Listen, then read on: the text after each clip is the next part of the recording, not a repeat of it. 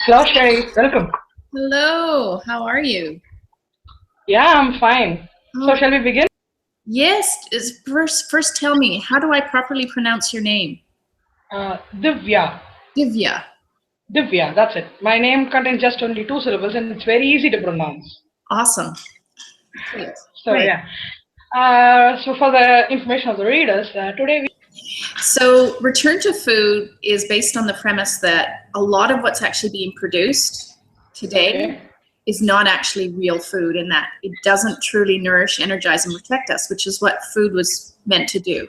In nature, for thousands of years, we Yeah. chose and selected things in our environment that would actually meet our body's physical needs. So, what's happened now is once we've actually stopped that process of sourcing our own food and choosing our own food, we now are in a position where other people are doing that.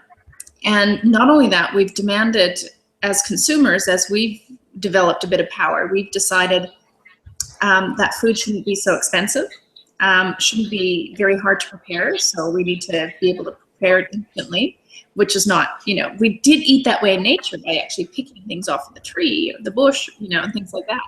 But we had Yeah. to do a lot of work in the gathering process. So it wasn't necessarily instant gratification. And now we have a food system that's purely based on cheap food, instant gratification, and the food has actually been stripped of the nutrients that nourish, energize, and protect us. And so my belief is that there's a point in where we process food where it's no longer food. And it's no Yeah. It longer, lost its unique identity. pardon me? It has lost its unique identity. That's what you're trying to. Yes, absolutely. Yeah. Okay. That's nice. And you've repeatedly mentioned that dieting is not helping overall health. Okay. You've also put forth a very different concept. Weight loss is not necessarily health gain.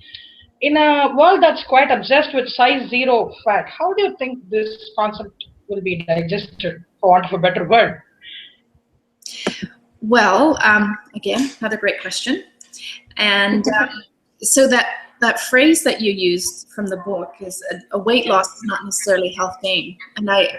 I want to share with you the fact that I have over the years had many clients who are thin, who have heart disease, cancer, Yeah. diabetes, and many other lifestyle diseases, I, glandular fever. I read all the testimonials in the book and I was amazed. Yes. And so what's actually happening is because they think they're eating food, but they're not really eating food, they're Yeah. eating pseudo food that is filling up their tummies. And because they may not have an emotional relationship to food, so they're not overeating, they're exercising, they can be thin and fit. But because their bodies aren't getting the nutrients and the nourishment that it needs, particularly if they're putting it under stress by exercising a lot, that means that they can actually be unhealthy. And the body, in its great wisdom, creates fat cells for a reason. It's not just this kind of punishment because we've eaten too much. It actually creates fat cells to store excess energy. We know that bit. We've known that for years. But what's lesser known is that the body creates fat cells to store excess toxins away from our vital organs. So if Okay. we're super thin and we're Mm. exercising a lot and we've got no body fat because we're working it off, if Mm. we're eating a diet that has toxicity in it, so chemicals, and highly processed things that create toxicity in the body, that toxicity is much more likely to go into our vital organs. And so Okay.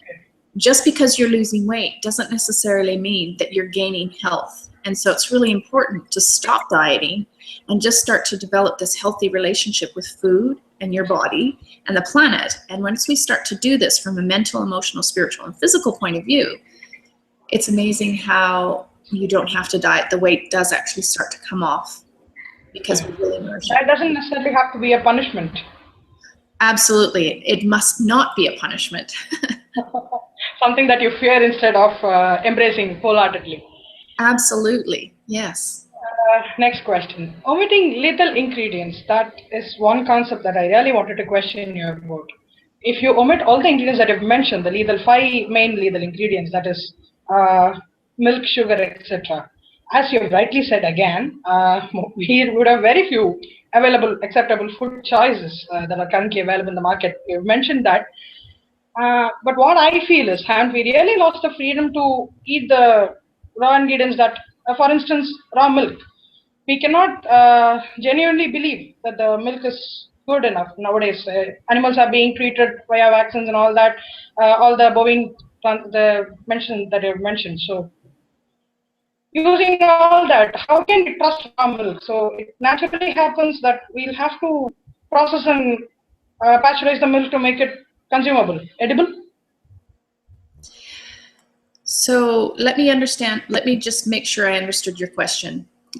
You're asking, you asked, the first part was about the lethal recipe and how if we remove the main ingredients of the lethal recipe, which is any refined food, but mainly refined sugars, oil, salts, grains, and chemicals. So if we take that out, there's hardly any food left for us to eat, right?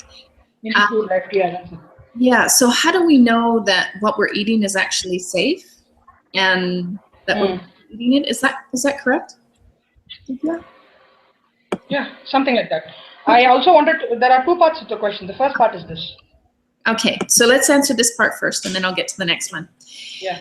So the important thing is that how we've eaten for thousands of years, when we go back to it, we had a relationship with, if we weren't actually directly sourcing the food ourselves and gathering ourselves, we had a direct relationship with whoever was sourcing it because we had to trade something, whether that was labor or our own things that we produced. We had a relationship and we knew the nature of the person. So if you grew up, say you grew up in a small town or village and someone was actually providing your grain, you not only knew that person because you interacted with them, but you kind of knew their character and how they actually did life. So if they cut corners, or if they cheated people, you kind of know that how you do one thing in life is how you do everything in life. And so you knew that maybe if you wanted the best grain, you wouldn't go to the person who was dishonest. You go to the person who is really committed to growing good grain. And I appreciate that that's not necessarily a reality for everyone, that we can actually go to the farmer and get our grains. Exactly. That is my second question. Yes. It cannot possibly happen with everybody. Yes, but here's the great thing about the internet, is that there's greater transparency about the companies that we actually choose. So if you're not able to go to a farmer's market, if you're not able to access, people that who are sourcing good food, the great thing about going online is there's amazing transparency now, or people are starting to get the word out about what's actually happening with food companies. And so the next best... Social media is a great help. Pardon me? Social media is a great help during those times. We can easily identify people who are doing it for profit. Absolutely, absolutely. And so the other thing is to try and source things organic, or to try and find companies that are trying to do the right thing. And that requires work, but I promise you it's a lot less work than having to go out and grow the wheat yourself and separate the wheat from the chaff and grind the grain to actually get your flour. My God, I'll never look at chocolate cake the same way again. I read through that part. You believe me, I read through it twice. I'll never look at the chocolate cake the same way again. Awesome. Awesome. I think that is what you hope for, right? You really get it. I can tell by the questions that you've asked. You've read the book and you really get it, the concepts. So that's exactly. I'm excited. So shall we go on to the next thing? Yes. My next major topic that I'm going to ask about is nature's way of keeping us from overindulging. That is awesome. I really enjoyed and I understood what you mentioned there. And you also said, how many animals would you eat if you had to kill, gut, and disassemble all by yourself? And just thinking, I'm a vegetarian, a pure vegetarian, and just thinking about that, my God, I couldn't handle all that, and even in imagination. So. But in this age of urgent, I don't have time to eat healthy and all that. Eating healthy means and all that for people who haven't read Return to Food. I think most people, once they've read this book, will change their opinion about what food is. But in this age of urgent, I don't have time to eat healthy. How far do you think people will find going back to natural food easy? Well, I think that when all these are easily available. Yes. Again, great question, because it shows that you really, you appreciate the pressures that most people are under. And the truth is that you have as many hours in the day as I have in the day. And 24 hours a day. We only prioritize. Yeah. And what I was giving a presentation last night in Whistler, BC, so up in the mountains, and food's very expensive there. And so my class was how to eat organic for $70 a week or less. Now, I don't know what food prices are like in India, but I think that might be not very expensive. I can assure you that. Yes. So when food isn't very expensive, often it's the time factor, because we're working really hard to provide the basics, food, shelter, clothing, all those things. So what I said last night is we all have the same amount of time. We choose to use it differently. And one of the things I just said is, imagine if you use the time that you spend on social media and Facebook into food preparation. Prioritize. You need to eat healthy. What was that? Sorry? Make an effort to eat healthy. Yes. So you need to make an effort to eat healthy. We have the time. We're just choosing to use it differently. Most people 20 years ago did not own a mobile phone, and it wasn't a necessity. Yeah. And now it's like, oh my goodness, if you don't have a mobile phone, you're not a real person, right? And the truth is that we can actually live without that.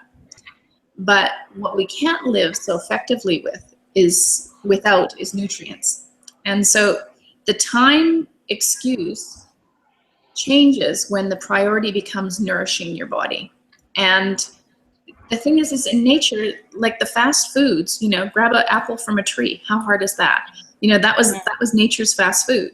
And so we can have access to fresh foods, and they're the things that are actually the things that are totally unprocessed that we can eat right away. The greens, the vegetation, they're the things that are going to nourish us the most, that don't actually take a lot of time. But here's the difference, Divya. This is the big thing.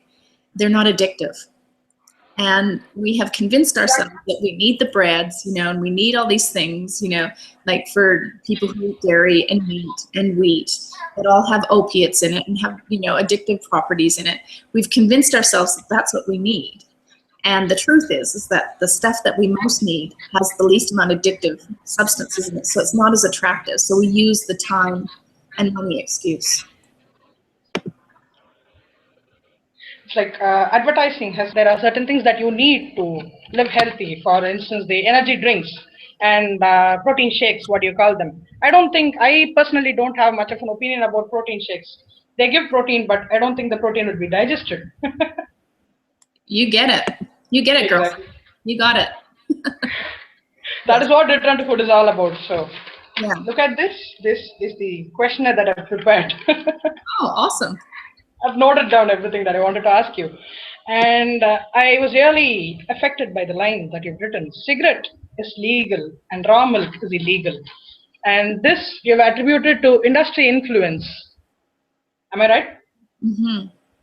So, but I feel that in the current state of things, industry has adapted and grown and changed to cater to the consumer's needs. The more the consumer demands, and the more the industry provides. So it has become more of the need of the consumer to have ready-made, spoon-fed food, and the industry's need for profit. And when both clash, we got unhealthy food or not food at all. So what is your opinion on that? I feel that day by day there isn't much change, but when you look back, say 100 years back, the situation wasn't like this, and 100 years from now, we don't know where it will be. So what would you say for the people who are mostly dependent on the industry provided food, that is the processed food and all that? And the second part of the question is, which is more harmful? The food that you eat from restaurants, takeouts and all that, or the food that has been processed and put in tins and cans and sold in supermarkets? Wow. Okay. Two great questions. So the first one is about people being dependent on the processed food and how do they basically stop?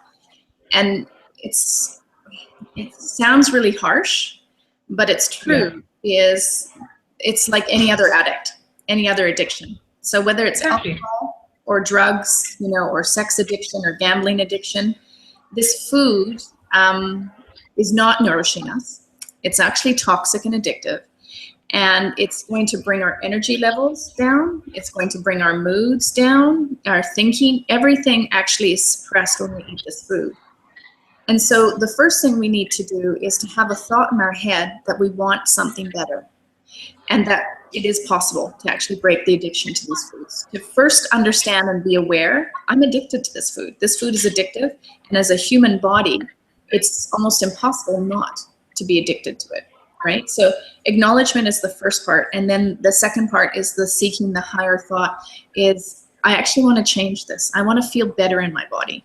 I want my body to be in the condition nature actually designed it to be in, not because of any external thing as far as, you know, looking good on a magazine cover, all that kind of stuff. No, it's about actually feeling I've been gifted this amazing vehicle, this amazing body, and it's a gift.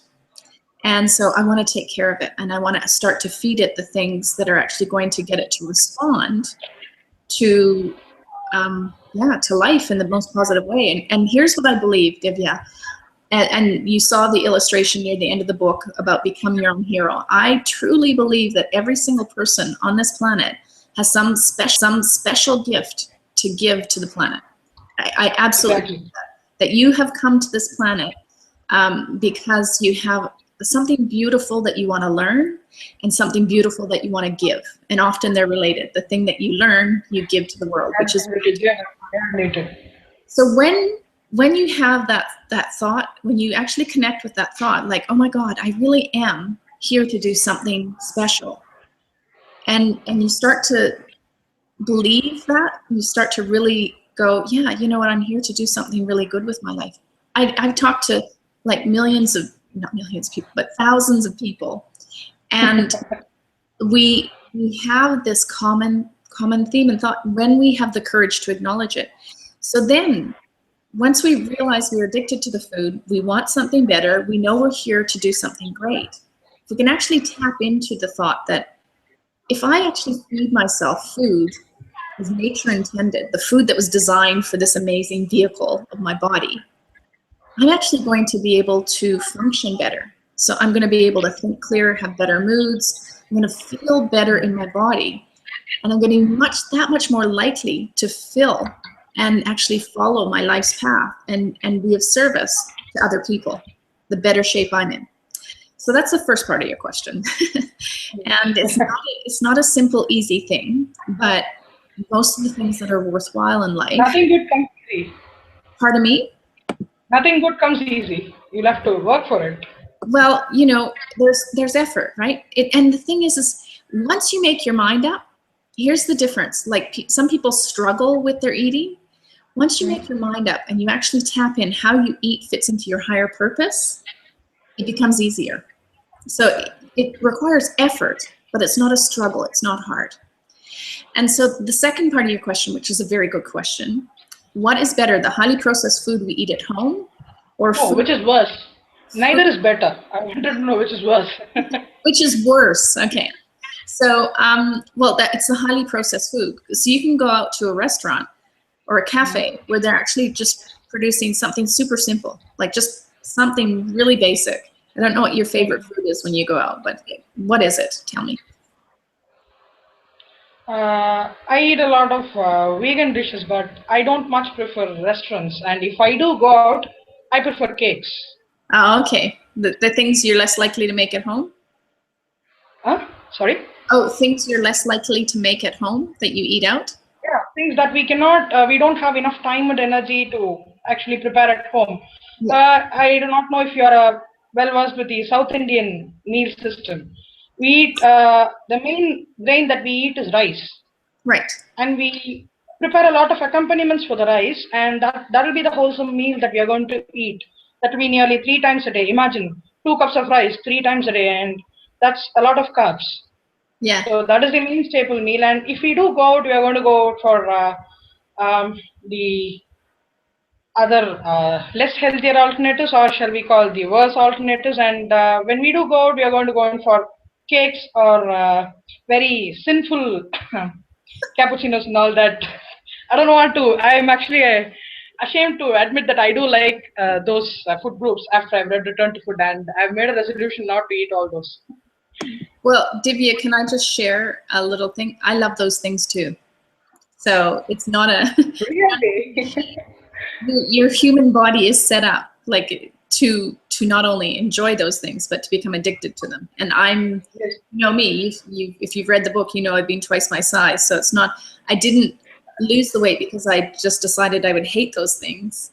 I just decided I liked feeling better more than those things, and I still indulge. I still absolutely do indulge, but it's just less, and more of what I'm doing is highly nourishing, energizing, protective in the home. So to get back to your question, it depends on which is more processed. And one of the things that I do know about India and the traditional culture, particularly in the regional areas, you know, in the farms, is that they ate a lot of greens, and a lot of them were non-cultivated greens, and they you know, with the spices and legumes, and you know, and if you actually think about it, if you were to gather it, you know, it's not that easy to gather a lot of rice, you know, for you to actually gather 6 cups of rice, or the equivalent, what would make 6 cups of rice per day. Oh no, I'll never eat another meal again. Pardon me? I'll never eat another meal again if I'll have to think about all the work that goes into actually bringing that food to my table. Yeah, so you understand that it would require a lot of energy. So it's about, and it's not about, I'm now telling you to go out into the village, grow your own rice, you know, and grow your own greens and all that kind of stuff. Although that's wonderful if you can. What the book Not is many people can, unfortunately. Pardon me? Not many people can, unfortunately. We're all strung with the city life, and there are not many chances for us going back to the villages. Yes, but what we can do is start to become mindful and start to imagine what is it that they ate in the villages when, you know, when the incidence of lifestyle diseases in India were much smaller, right? It was because they were eating closer to nature, and they didn't have access to the sweets and, you know, and the cakes and things like that. So those sweets and cakes were things, as you know, like the chocolate cake, making the chocolate cake. If you had to make those sweets by pressing your own oil, you know, by gathering your own, you know, grains, by gathering your sugar, we wouldn't eat a lot. So, and I'm not saying about just turning over and just going out into the woods or, you know, into the rural areas and eating off the land. Not necessarily. That isn't practically possible. Right.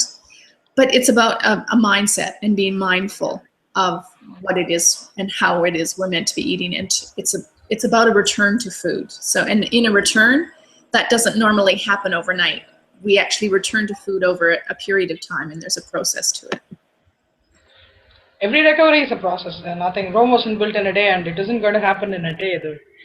And one more thing I wanted to ask about was the consumption concept. About you were speaking about eating differently. If we had to source our own food, we were discussing now. And but the demand for readily available food, I think it grew when people moved to busier jobs in bigger cities. And I don't quite understand why the concept of eating healthy is wide prevalent understanding that eating healthy always means it's expensive. The recipes that you've provided are, of course, using good alternatives that are available, but it's a general belief among people that eating healthy means it has to be expensive, and not to mention the supermarkets. There's also an internet meme that says a burger is cheaper than a salad, and unfortunately, it's true. So, what do you want to say to those people who believe that eating healthy means eating expensive? One sentence that you would want to say for those people. Just one sentence? Oh my goodness, you're a tough interview. No, I'm not tough. I just believe in people getting the message in as short time as possible. Well, if I can be really, really transparent, it's an excuse. It is. Yes, it is. So if you look at a beautiful book called What the World Eats, The Hungry Planet, What the World Eats by Faith DeLuzio and Peter Menzel. Time Life did a series on it, and you can easily see their images online. They show typical families in different countries around the world, over 32 countries. And they have them put their week's meal out on a table. And the countries with the lowest incidence of lifestyle diseases have the least amount of packaged foods, which is the thing that makes your food bill the most expensive. Some families, like a family in Bhutan, feed their family for $5.03 a week because they grow their own food. But other families who don't grow their own food, like a woman in a refugee camp in Chad in Africa, she basically spends what it would cost us in Canada, about $24 a week to feed her and her 5 children. Okay. And it's because they're eating no packaged foods. So the expense comes from the convenience in packaged foods, and it does require more time and skill to prepare. And that's what education is for, and that's what the process of evolution is for. We've actually devolved as a species through our eating processed food. And what we need to do is return to eating return to eating real food, which requires us to evolve, which requires effort, of which we will be amazingly rewarded for. I think even though it was a good big paragraph answering my question, it was an excellent answer. And picking my poison, my favorite part of the book.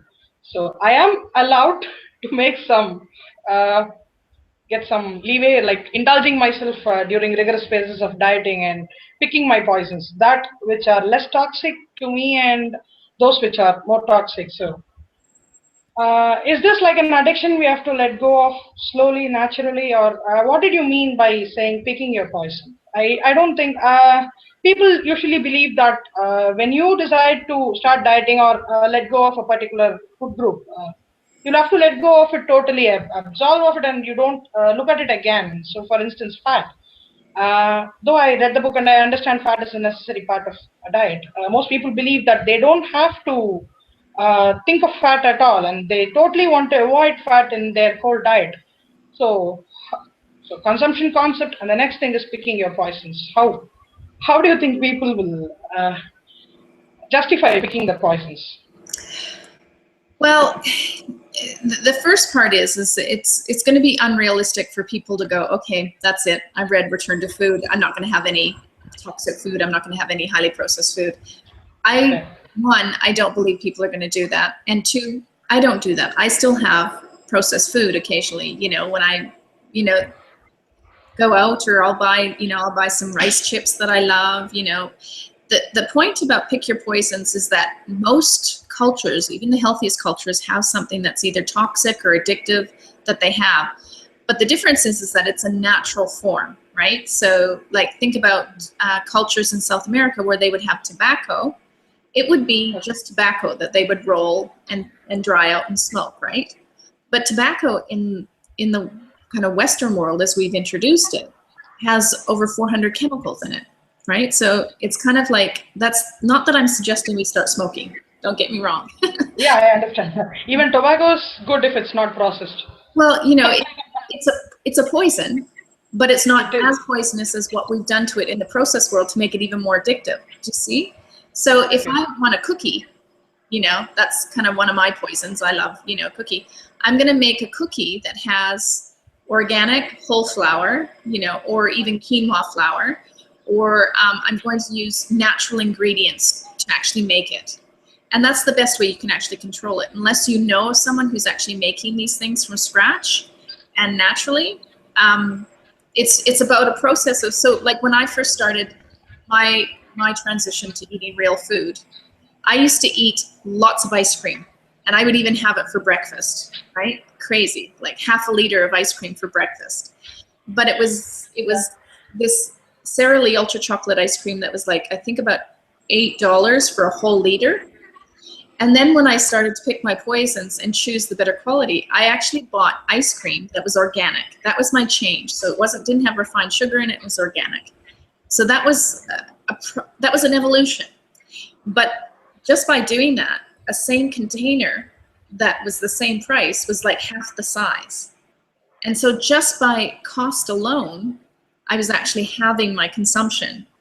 And then as I just kept trying to evolve to the foods that gave me a better feeling, because when I ate that other ice cream, I'd have these drug-like plunges and depths, and I would have severe depression.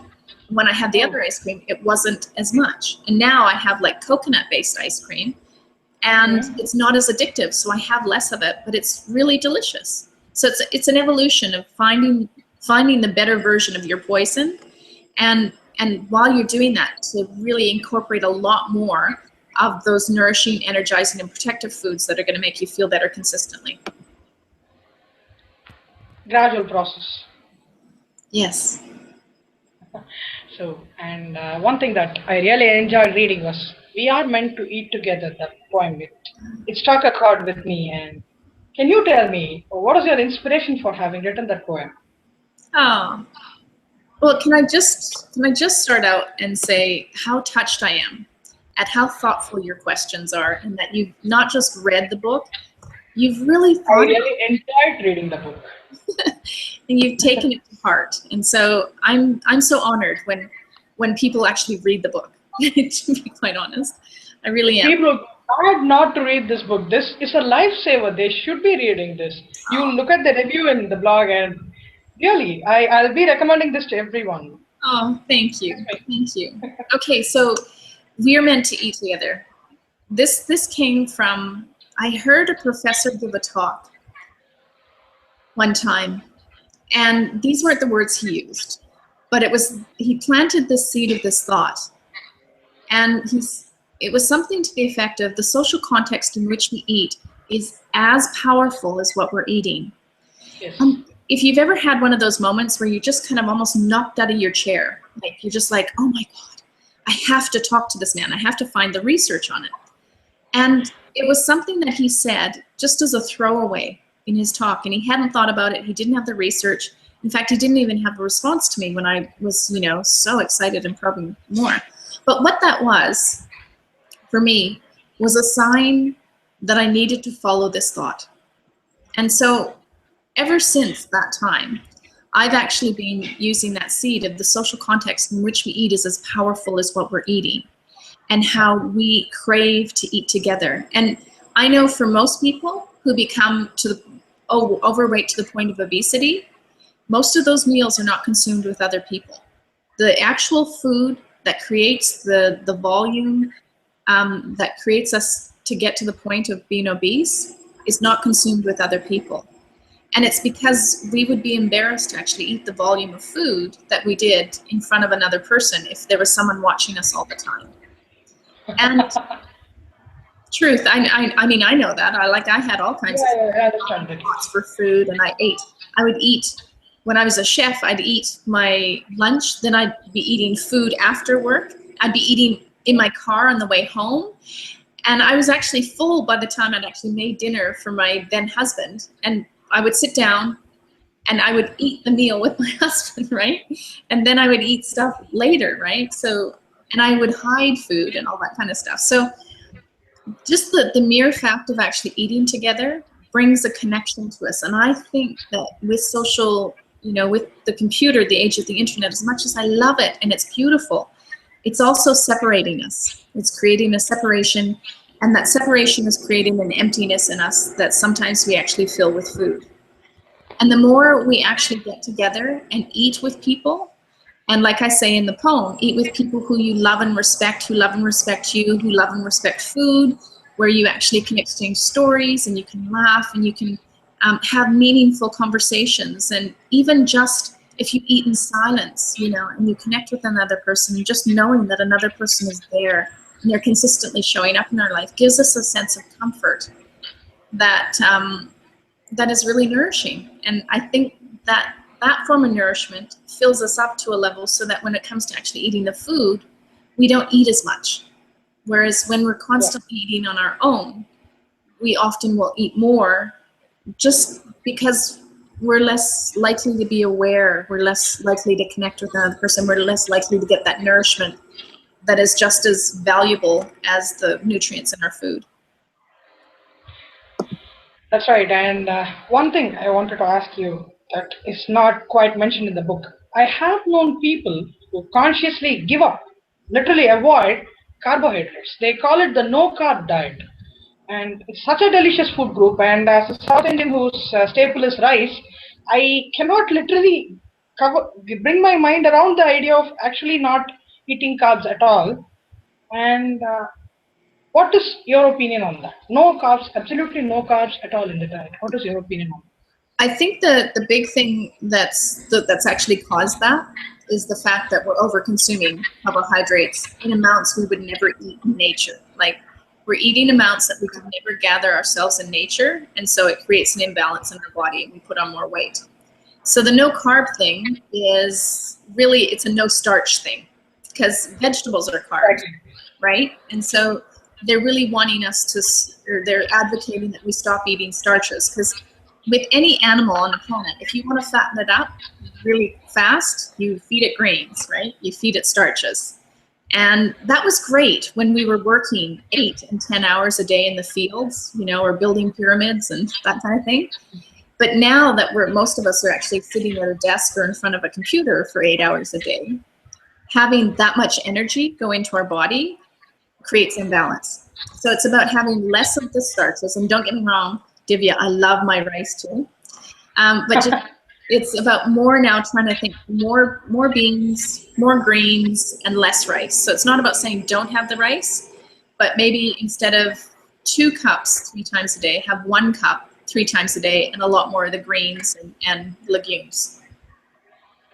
This is the first time I actually heard a nutritionist say include carbs in your diet. And trust me, there are a lot of people out there who say avoid carbs, avoid rice, avoid white rice, go for other alternative grains and all that. So it's the first time I think there is a benefit for you when you're a chef and a nutritionist, I guess. Just plain nutritionist advice, alternatives, and I've seen many professionals mention that if you lay off carbs, then you'll definitely reduce. And that is a very shocking concept. I wanted to have your opinion on that, and thank you for telling that. And this one, I've saved the best for the last. Good. Yes. Are you ready? Yes.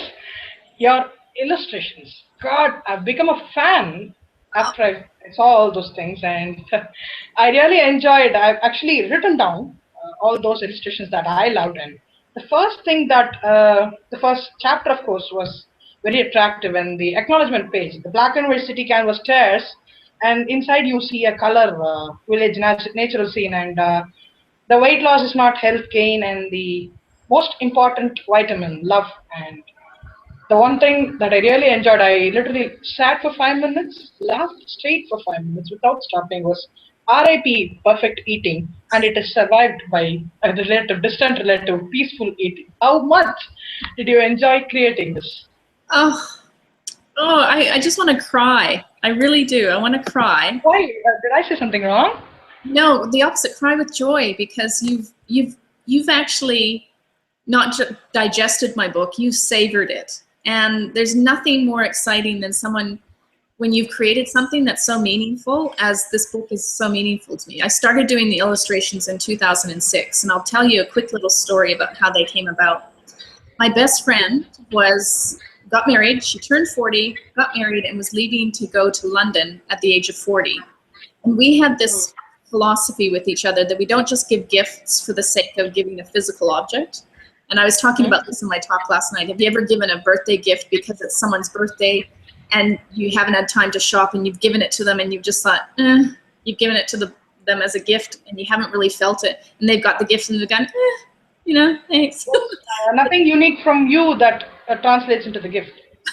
Yeah, well, we just wanted to give things that really meant something. So I had a flash of inspiration. I thought, I know. She's had the most interesting life. She's had an extraordinary kind of interesting life, from a childhood of being born into a wealthy Chinese Malaysian family of 5 children. And she was actually sent, her mother was told that she was a cursed baby. And so she was sent to live with a poor Nyonya family, and was ferried from this poor Nyonya family, who didn't even own a fridge, by limousine to her birth family on weekends to visit it. And she never knew why. And then she ended up in Melbourne, Australia, in private school, and she's just had a very interesting life, as you can imagine. So I thought, I know, I'm going to write and illustrate her life story. So I found this beautiful green cloth-bound book that was blank, and I wrote and illustrated her life story. And I handed it over, and it was like the best gift I'd ever given in my entire life. And it was I'd never had an experience in my life so much where there's more happiness in giving than in receiving. That was the life-changing moment for me. Anyway, her husband is a children's author, and a novelist, and he suggested that this format would be a good way to deliver my philosophies. And so in 2006, I started to do the illustrations, and they evolved. I have 3 cloth-bound books that I actually worked on. And I'm so grateful that you actually looked at those illustrations and you digested them, you savored them, because they had lots of thought and meaning in them. And they really were a joy to do. Effort. I really felt bad that I didn't have a paperback copy with my hands. I read the book, the digital PDF copy of the book in the laptop, and I had to turn the whole screen around to see the sides and the inverted letters of the illustration. I loved it so much. I really feel bad. This is the first book I'm feeling bad that I don't have a paperback copy of, and I would really treasure this. If I did have, I would really treasure this, and that is mainly because of the illustrations. And second thing, the recipes. God, I'm definitely going to try most of them. That is the best appendix the book could get. Great. Well, you'll have to send me your address, because I would love to send you a physical copy of the book. Oh, I didn't mean to. Nope, I know. It wasn't that way. I would love to do that. So when we exchange emails later, you send me your physical mailing address, and I will send you a signed copy. Oh, thank you very much. That's so generous of you. If it's not too much to ask, can I have a little illustration when you're signing? Yes, absolutely. I really like that because right now I'm very envious of your friend. She had her whole life illustrated. I'm really envious of her. Oh, what a joy. So thank you very much for that offer. I'll definitely, once we end this, I'll definitely send my address, and I'd be really treasuring that book, that is for sure. And I wanted to thank you for 3 things. Number 1, those illustrations. Number 2, those recipes. And number 3, and the most important, for actually putting down all these as a book. This is a much needed book for everyone. I think when I'm going to write the review, I'm going to highlight the part, bold, italicize, and capitalize the whole part and say, see people, this is the book that you need to bring up drastic changes in your health and avoid and prevent all the lifestyle diseases. And this is a message that many people should have got by now. And I think in the little way, in the little small amount of readers that I do have, I want to get this message across, because return to food means a lot to me. It's a present continuous. It means a lot to me, and definitely that is one book I'm going to follow like the Holy Bible. Oh, that's amazing. Oh, thank you. That's awesome. I'm so grateful. I'm so glad we had this chance to talk. You've helped me through a lot in arranging this webinar, and this is my first experience like this. Most authors, I usually conduct interviews somehow else, and I send them written questions. They respond in kind, and this is the first of its kind, as far as I'm concerned. And I think it went on well without any glitches, and I'm